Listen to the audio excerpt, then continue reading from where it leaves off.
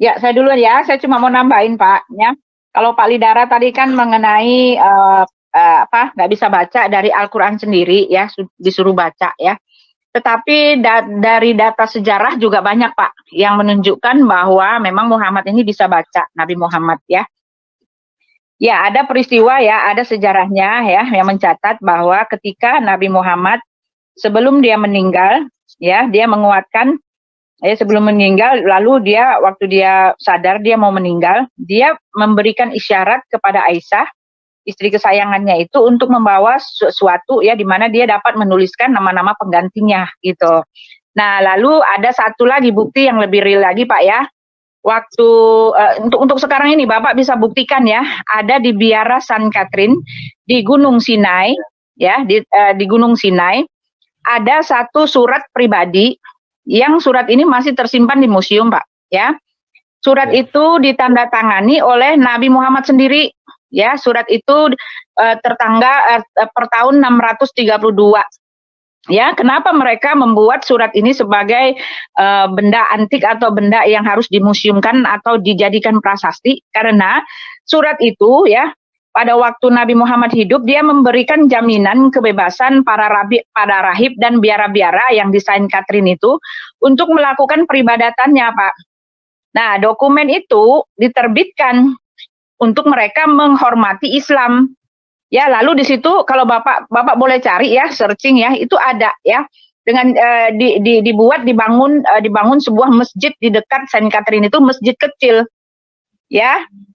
Lalu dokumen itu disimpan di situ, Pak. Ini adalah data otentik yang nggak bisa diganggu gugat.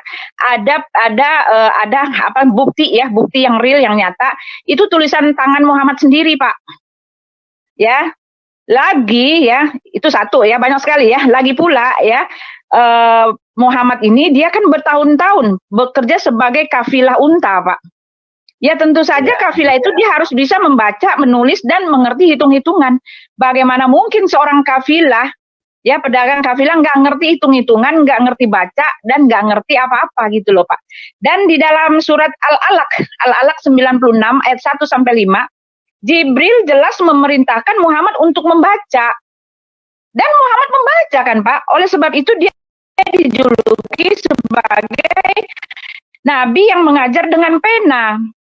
Jadi kalau menurut saya Pak, ketika dikatakan Nabi Muhammad itu tidak bisa membaca, itu hanyalah sekedar untuk memberikan betapa dia bermujizat gitu loh, mujizat Tuhan bahwa dia tidak bisa membaca tetapi dia bisa turun wahyu.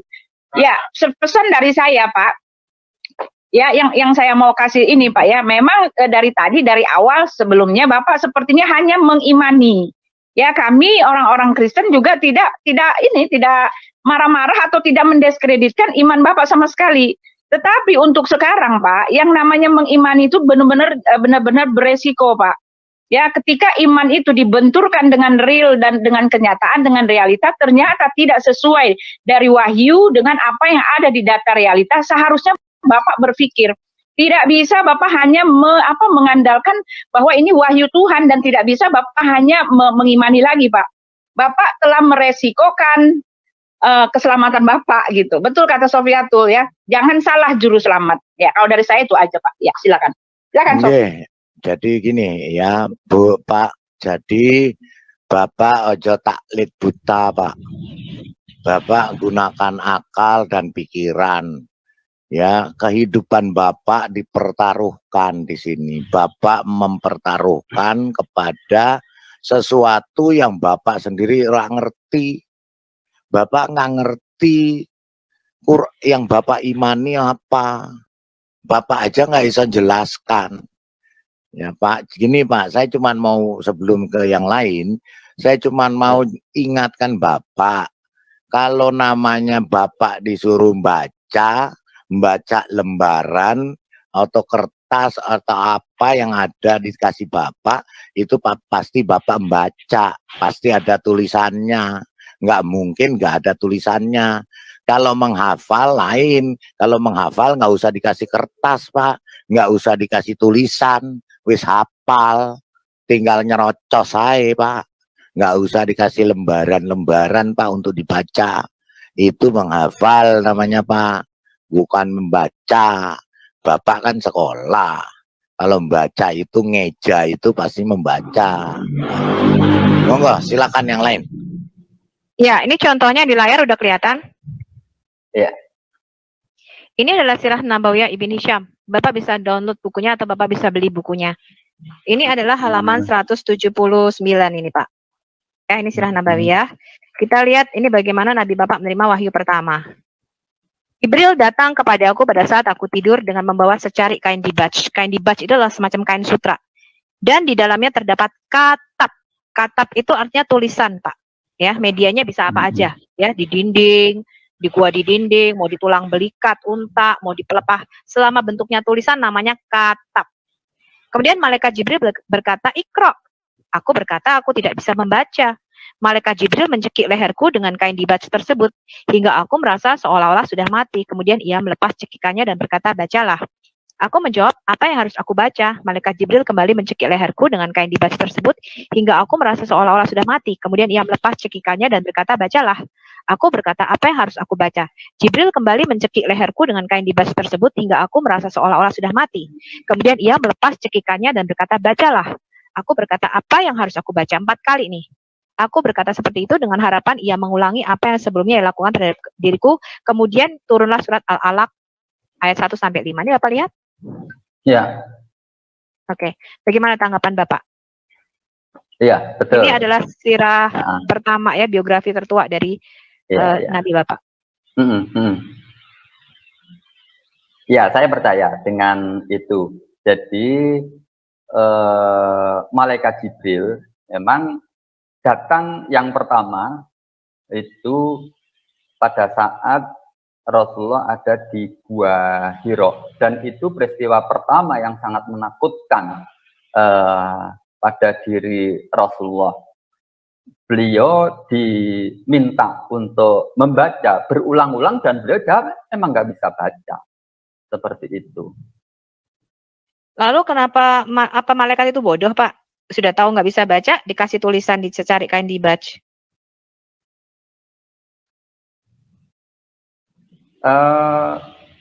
Menurut saya malaikat itu bukan bodoh. Memang seperti itulah cara dari malaikat untuk mengajarkan kepada Rasulullah. Dengan cara dicekik 3 kali gitu, dan dia akhirnya bisa membaca? Oh, bukan akhirnya bisa membaca. Rasulullah itu kan akhirnya diajari untuk dibacakan, diulang baru bisa. Di situ nggak ada tuh Pak tulisannya dibacakan, diulangi, dibacakan. Yang ada dicekik. Ya namanya malaikat mengajarkan sampai sekian ayat itu kan dari bagaimana cara malaikat untuk mengajarkan bisa saja pada saat itu diulang-ulang, setelah disuruh baca nggak bisa, akhirnya kan malaikat yang membacakan, baru Rasulullah itu menirukan. Menurut Bapak Allah nggak tahu kalau Muhammad nggak bisa baca ya, sehingga dikasih tulisan dicarikan dibaca. Bukan, Allah maha tahu. Allah nggak tahu. Kok Allah nggak tahu kalau Muhammad nggak bisa baca dikasih tulisan? Yang malaikat itu memberikan ayat yang diturunkan oleh Allah kepada Nabi Muhammad. Ini Allah itu menurunkan saja kepada Rasulullah melalui, namanya melalui. Pada malam melalui itu kan di saat pertama. Ya, saya tanya Pak, kenapa Allah dengan malaikat nggak tahu sih Pak kalau Muhammad nggak bisa baca, kok dikasih tulisan? Kan kasihan sampai dicekik 3 kali Pak. Kalau Allah jelas tahu, Allah maha tahu. Masa? Yang kalau maha tahu, Allah tahu kalau Muhammad nggak bisa baca? Bukan hanya tahu, semua yang ada. Oke, Allah tahu kalau Muhammad nggak bisa baca, kok dikasih kitab Pak? Kitab kan artinya tulisan. Iya, saya bacakan aja nih ya. Bukan sebutan saja. Saya bacakan aja surat Al-Alaq ya, Pak. Ya, Bapak tahu nggak apa arti kata kitab? Bapak tahu arti kata kitab? Tahu? Apa artinya? Ya tulisan. Loh, Ya, ini kalau Allah Sofi, Maha Sofi, tahu ini saya bacakan dan aja Allah ayatnya, tahu Sofi. Muhammad nggak bisa baca, kenapa dikasih tulisan, Pak? Iya nih, ini ya. Di dalam Pak ini ya, Al-Alaq 6 ini Al-Alaq ya, ayat 1 sampai dengan 5. Ini perintah dari Allah ya. Bacalah dengan menyebut nama Tuhanmu yang menciptakan. Dia telah menciptakan manusia dari segumpal darah.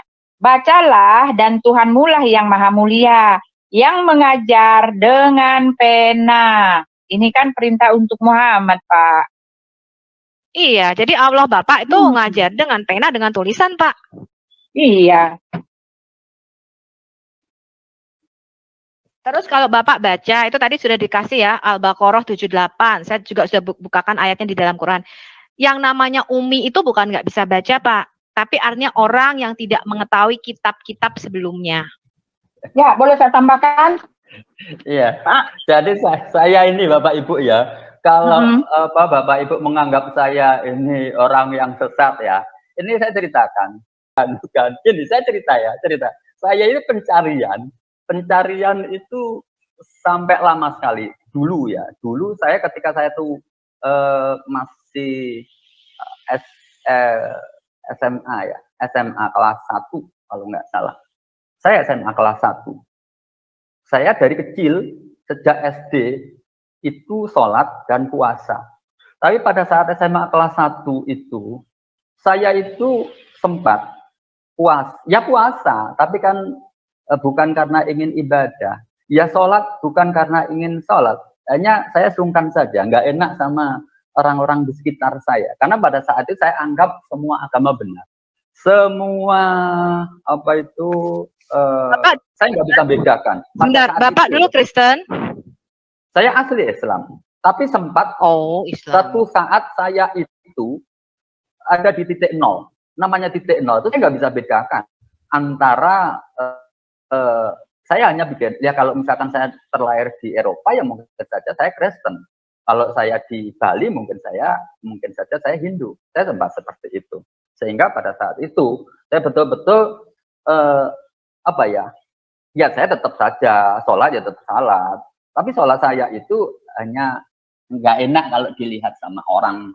Kalau nggak salah, puasa juga puasa. Tapi saya merasakan sekitar 1 bulan itu nggak ada gunanya.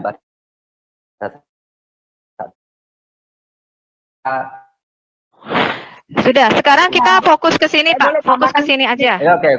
Saya mau tambahkan dikit aja, Sof. Dikit aja ya, Pak. Saya mau tambahkan untuk bahan pertimbangan Bapak aja, ya. Kan dikatakan bahwa Nabi Muhammad katanya dia menerima itu ya, ketemu Jibril di goa. Nah, Jibril itu Pak, katanya itu kan dari malaikat ya. Nah, yang perlu Bapak ketahui untuk perbandingan Bapak aja. Ya, malaikat itu dia adalah agen Tuhan, Pak. Ya, jadi ketika dia mengatakan ya, bacalah itu seharusnya dia adalah malaikat yang maha tahu juga, Pak. Jadi kalau dikatakan bahwa Muhammad tidak bisa membaca itu menyalahi kodrat malaikat, Pak. Ya, mana mungkin ketika malaikat mengatakan bacalah, ternyata Muhammad nggak bisa baca. Ya, contohnya gini Pak. Ya, bacalah kata malaikat. Lalu kata Muhammad saya nggak bisa baca. Ya, lalu malaikatnya bilang oh kamu nggak bisa baca ya? Kan nggak mungkin seperti itu Pak, karena dia maha tahu. Nah, kalau di dalam Alkitab sendiri ya, ketika Yesus gitu mengatakan ya, dia tahu ini orang lumpuh ya. Dia tahu ini orang lumpuh, lalu dia mengatakan berjalanlah. Ya, dia tahu orang lumpuh nggak bisa berjalan, tetapi dia bilang berjalanlah. Nah, dalam perkataannya itu ada kuasa, Pak. Jadi orang lumpuh yang nggak bisa berjalan itu, ketika dia mengatakan berjalanlah, maka orang itu bisa berjalan, Pak. Nah, seharusnya begitu juga dengan Jibril. Ya, walaupun saat itu ya Muhammad dia tidak bisa membaca, ketika dia bilang bacalah, kuasa ilahi itu akan keluar dari diri malaikat itu yang merupakan perwakilan ya, istilahnya perwakilan dari Tuhan. Kuasa ilahi itu akan memampukan dia untuk membaca. Terjadi mujizat besar gitu Pak. Bukan cuma dicekek lalu kabur ketakutan. Yang begini bukan Tuhan Pak. Dari sini aja kalau di dalam Alkitab yang begini bukan Tuhan, tetapi sebaliknya gitu loh. Ya, ketika Tuhan datang itu malaikat datang, dia menenangkan dan memberikan damai sejahtera. Makanya banyak orang Kristen ketika ada malaikat yang betul-betul dari Tuhan atau bahkan Tuhan itu sendiri membuat orang itu sadar, membuat orang itu pikirannya terbuka, membuat orang itu menangis, bahkan mereka merasakan hadirat Tuhan. Nah, seharusnya malaikat itu ketika dia mengatakan bacalah pada saat itu juga, kalau memang Muhammad nggak bisa baca, dia mengalami mujizat bisa baca. Nah, itu baru boleh kita katakan ini dari Tuhan, Pak, gitu. Nah, itu untuk pertimbangan Bapak aja.